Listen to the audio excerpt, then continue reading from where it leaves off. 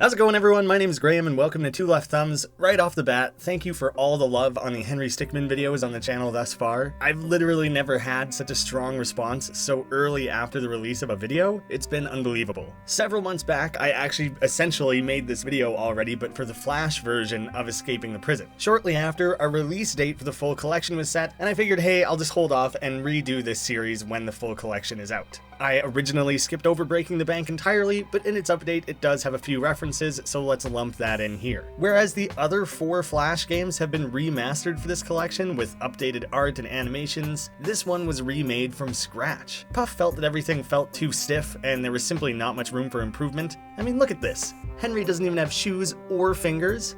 Unplayable. Just an interesting tidbit, this one is now considered a prologue, making Escaping the Prison the actual first episode. It makes sense, it's pretty linear. The original game used Zelda menu sound effects as well as a Zelda fanfare for selecting tunnel.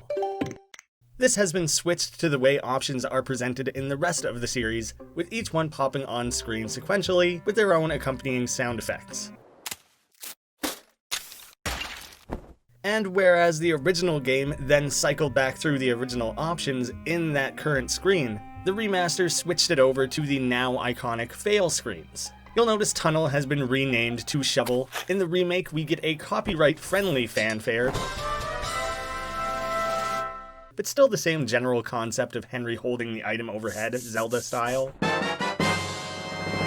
This was completely changed from digging into an underground tunnel in the middle of the desert to instead hitting a gas main. There is a simple achievement at this point for clicking the car whose alarm then goes off. The fail text, "Never dig straight down," is a reference to a common piece of advice given in Minecraft. The explosion has changed from being from faulty wiring to dropping a bomb and triggering an explosion. In retrospect, it does make me wonder where the heck Henry's little safety wall came from. Laser drill, it's essentially the same, but with Henry wielding it instead of being automated, and open sesame is a pretty generic saying that I wouldn't attribute to anything specifically. Wrecking ball might be one of the most heavily changed. It really is hard to use a wrecking ball that incorrectly, but Henry's usually quite good at botching technology, but I kinda like that Puff went for this sort of non-joke instead. Teleporter is the least changed fail, with Henry still ending up in the wall, but it has the nice tongue-in-cheek, "It's emergent technology. I'm sure it'll get better." A joke he could have never made in the original Breaking the Bank, because surely he wouldn't know how massive this series would become.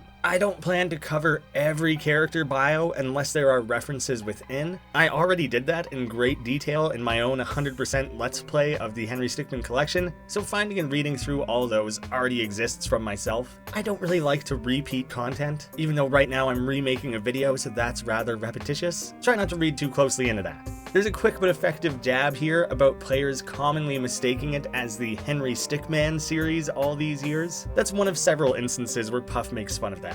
Philly Collin appears to just be a riff on Phil Collins, but it's nothing more specific than that. There are several real-life people called Phil Collins. I like to believe that it's Philadelphia Collins from Trailer Park Boys. This entirely added scene is also just incredible. You ever wonder why there's a bank out here?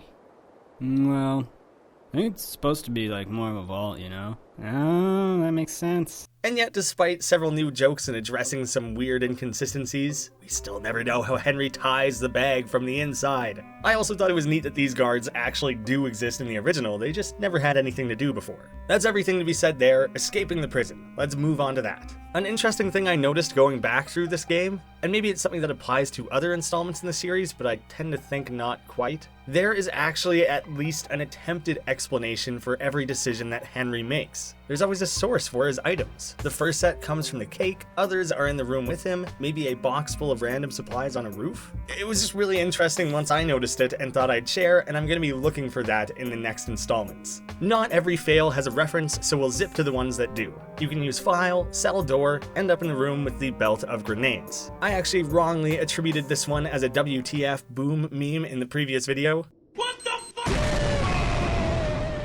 It has been pointed out to me that it's much more likely a Worms reference. Puff is a huge fan of the series, referencing it frequently and using sound effects from it in the original Flash games, so this is much more believable. When grenades land next to the worms, they sometimes yell out, "What the?"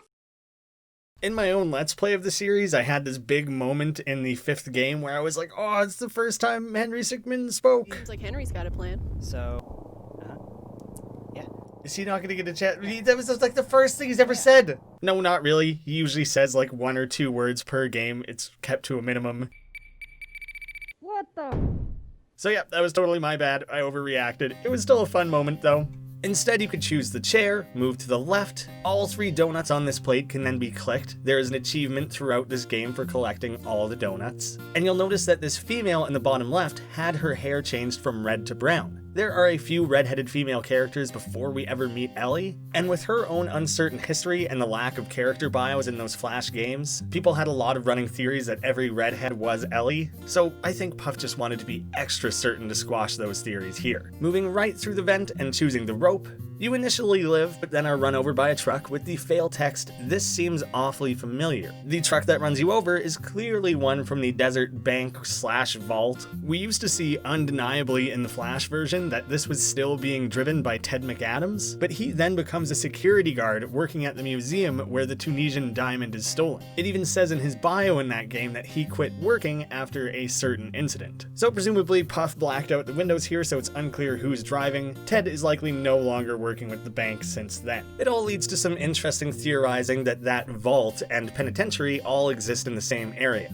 Next, choosing the plungers earns you Sneaky Escapist. You'll notice looking at, for instance, the Newgrounds medals, these were all originally titled things like Sneaky Ending. Now it's all been reworked with a rank system. This is now Sneaky Escapist, entirely reserving the use of ending titles for completing the mission. So if anyone was skeptical about the finality of that installment, yeah, it's the end of the Stickmin series. And as you're running off into the sunset, you can click the sun for a secret medal,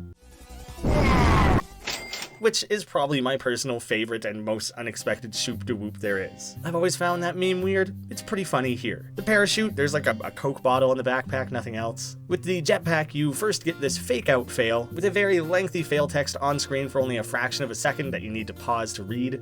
Wow, that was the lamest thing I've ever seen. The animator must have gotten really lazy or something. I mean, honestly, that was probably the dumbest fail I've seen in this entire movie. So anyway, what do you think of the movie so far? Enjoying it? It's been quite a while, and as I'm typing it, this is yet to be completed. I doubt you'll be able to read this far down unless you figure out a way to pause or do some other sneaky thing. Lame. After which the full scene plays out and we get the second fail instead. I also just want to admire the way this animation has been redone. It's much more detailed and really sells that aerial incompetence. Going all the way back to the prison cell, rooting around in the cake, there is the NRG drink. Energy drink. It's been reworked to look much more like an actual beverage container rather than a chemical test beaker of sorts. This fail includes one of the clickable donuts. While I'm sure this wasn't the case back when Escaping the Prison came out, Googling around, NRG drink has become a real thing. In hindsight, it's a pretty great name for a product. The bulletin board has more or less the same references we had seen before. Wanted for $1,000, Agony face. Last scene, NG, he's danger, so don't approach or nothing cause he'll kill you and flip you off. This is a common emoticon used on Newgrounds, the anger face. NG referring to Newgrounds. Someone found a lost dollar. Notice toilet on the 7th floor is all messed up. Please do not use it until further notice. Thanks, janitorial staff. A birthday card. Wanted for $100, Steve Tankman. Wanted for indecent exposure. He's crude and stuff, but that's about it. Likes Titanic. All of that being references to Johnny Utah's Tankman series based on the logo for Newgrounds. Wanted for $100,000, name unknown, dangerous mass murderer, keep away at all costs, known to wield a chain. This is one of the characters from Dad and Me, a game by Tom Fulp and Dan Paladin way before the days of the Behemoth. And attention, just some bull about how we need to be catching more criminals. I don't even need to use proper spelling because nobody will read this, and yet I still correct my spelling. We also have the totally new mission statement on the wall from the West Mesa Penitentiary. We vow to stop criminals and put them in jail, and keep them in jail, and if they escape, we'll catch them and put them back again. We are the top-rated penitentiary in the area, and also the only one, but it's irrelevant. Core values. Be vigilant. It's a good trait to have and one we pride ourselves on. Shoot to kill. We try not to waste ammo, it's what makes us so efficient. And be creative. I wrote up this entire thing filled with BS that I don't think anyone can even read, so yeah. Some text to look like it says stuff. Again, on the outside of the building, we see West Mesa Penitentiary. The West Mesa is actually a real landmass located in New Mexico, so that gives us a real-world desert approximation and setting for this Stickmin game. Back inside the prison cell, you can choose the teleporter, which itself is just a running gag through the entire series, going all the way back to crossing the pit pre-breaking the bank. It's really become a Henry staple. The fail text, you just can't seem to get the hang of this thing, can you? Just a little in-joke about the fact that it fails every time. The rocket launcher. I like how in the remaster there's a little more attention paid to the actual spatial layout here, with the rocket curving outside the cell. Without that, it would simply go straight into the wall outside his cell. And the cell phone, the first screen with babysitters, morticians, and banks is already pretty funny. Definitely raises some questions about Henry's life, but this attorney list is packed with references. The Flash game had real-world lawyer Johnny Cochran, which has been removed. You're just not allowed to have real-world likenesses in games without permission. And also to avoid copyright issues with the fictional characters, they've all been switched to a shorthand with the first initial only. And Phoenix Wright, our ace attorney's name, has been changed even further to Felix White. Since he has a more prominent role throughout the rest of the game, they wanted to be extra careful with that one. We have Jack Kelly, Charlie's creepy uncle in It's Always Sunny in Philadelphia, who's always worried about his hand size. Apollo Justice, A Justice, another Phoenix Wright character. M Hyper Chicken. Hyper Chicken is the lawyer from Futurama. He was never given a first name though. Jay Pianta, referring to the Pianta prosecutor from Super Mario Sunshine. Fletcher Reed, Jim Carrey's character from Liar Liar. And Saul Goodman, an obvious choice, Bob Odenkirk's much-loved character who originated in Breaking Bad. The date set for the trial, September 9th, is actually the series creator Puffballs United's birthday. This entire sequence is obviously one big Phoenix Wright reference, including the attorney, the judge, the dialogue, and even background music throughout. I've heard several pitches for who this guy might be referring to, but it's nothing super obvious, which is pretty ironic.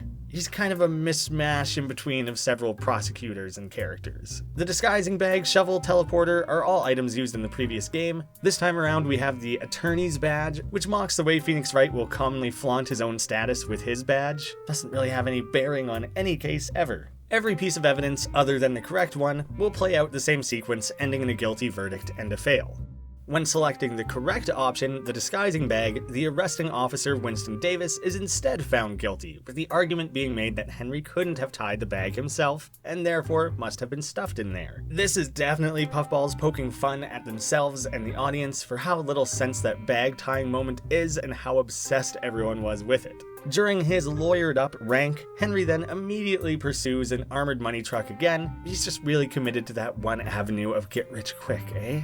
Interestingly, the security footage shows 2008, which makes sense from the perspective that canonically this takes place shortly after breaking the bank, which originally was released in 2008. This gets confused now later in the series as we see Gadget Gabe reviews all with many different dates, I believe going as high as 2018, and at the very end of the entire series we have this quick 1 year earlier moment, suggesting that everything from here to completing the mission took place in a 1 year span, which means completing the mission takes place in 2009, and those Gadget Gabe items are coming from the future? With other time manipulations in this series, that's not even out of the question.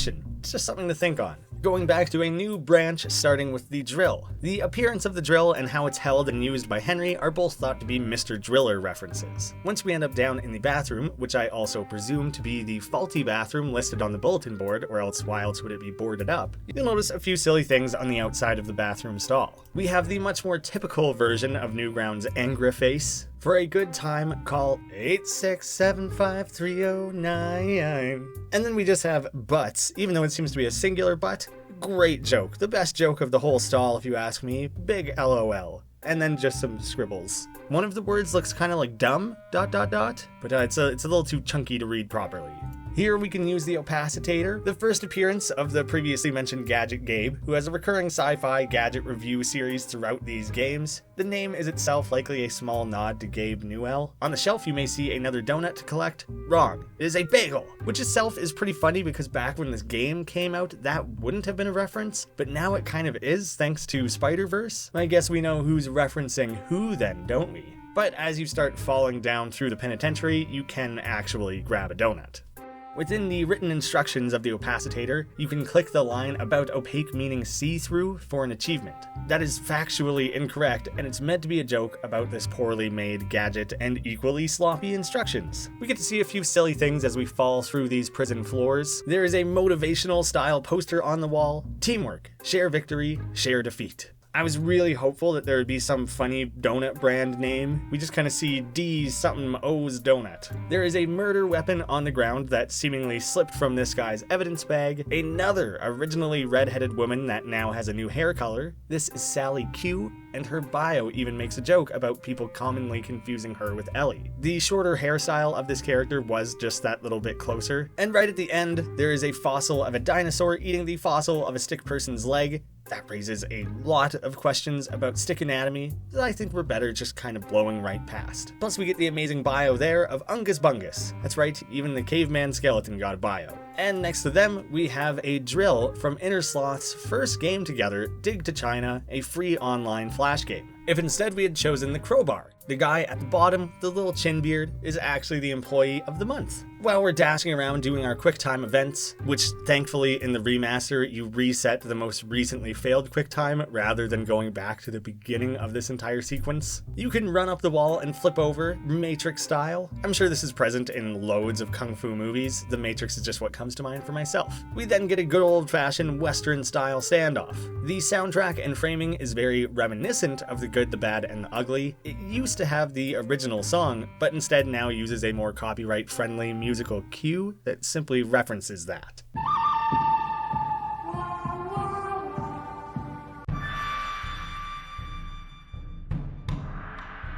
We have one more Matrix reference as we get the 360 rotation of the camera and the bullet time dodging, this time with proper effects being added in, and a full-on bullet catch to really clarify the badassness of it all, now known as the Badass Bust Out rank. If we attempt to go left at the wall, you get the fail, lol, brawl reference. Super Smash Bros. Brawl has a random chance to trip players when attempting to turn left or right. Having Henry trip when turning left is a pretty simple reference to that janky, unloved mechanic. The original game did not have this map feature to navigate fails. That was something added later on in the series, but now every installment has it, and I love that it was made to look like a sketchy prison map, the way it actually unfolds onto screen. It actually follows along your different fails and attempts spatially. You can see it starting in your own cell, fighting through the first floor, or escaping via the roof. That's just some really cool attention to detail. There are a surprising number of character bios considering this is just episode 1, so like I had said before, I'm only including those with references within them. In Henry's own bio, it claims that he is in the Red Mesa Penitentiary. We see in several places that it's the West Mesa Penitentiary throughout the game. It felt like an odd mistake, but then it comes up in several other bios in this episode, always as Red Mesa. And maybe like a roundabout reference to the Black Mesa from Half-Life, which itself would also be located in New Mexico. That's a fun play on that, it's just weirdly inconsistent in the game. So at a few places it's West Mesa, and in all the character bios it's Red Mesa. So it's weirdly consistently inconsistent there. Knife Man is just a great joke. His name was already Blade. I love that so much. John Saskatchewan seems to be an abnormal spelling of the Canadian province Saskatchewan. I don't think it's really a reference there, it's maybe just people don't really know how to say or spell that one. The facial hair and name of Captain Gregory Custard appear to be an allusion to General George Custer. His backstory of hating janitors is an addition building off the way he yells at poor Harold Ronson when we're climbing through the vents.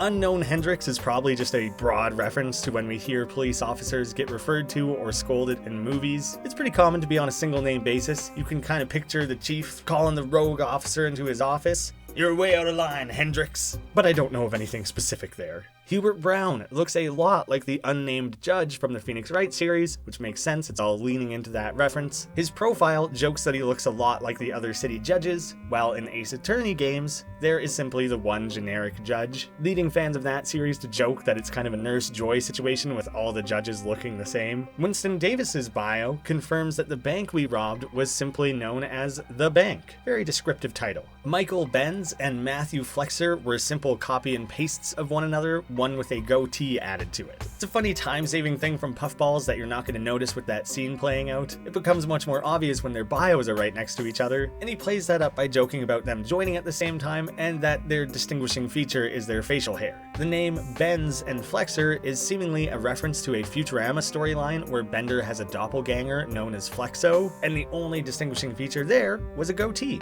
Tom Hardy's name seems to be a pretty simple riff on Tom Hardy. That feels like a really underwhelming place to leave this all on, but there you have it. We are now complete my own references remaster video. I'm pretty intimidated to do the rest of the series because it just gets so increasingly complicated. There is not a chance that I'm doing completing the mission as one video. It would take me weeks. In fact, generally, if these become too long and unwieldy, I might need to space them out a bit more to give myself that extra time. But I still want to have weekly videos, so I would alternate this series with other videos that I can put together a little more quickly. And if I space that out, we're going to have more Henry Stickmin content slowly filtering out for months. So I hope everyone's still on board with that come the end of the year. Henry's really having a moment now. We'll see how long that lasts. Thank you to all the patrons of the channel. Your support means so much, and congrats to you happy few who now get to exist in both versions of this video. You're really getting what you paid for there, I guess. Promise to keep it fresh in the future. Thank you all so much for watching. I'm so hopeful that you guys like the series. There are some hesitations to upload other content right now because I know Henry's doing well on the channel, but I promise if you like this, you'll like some of the other things I have in store. Thank you all so much for watching.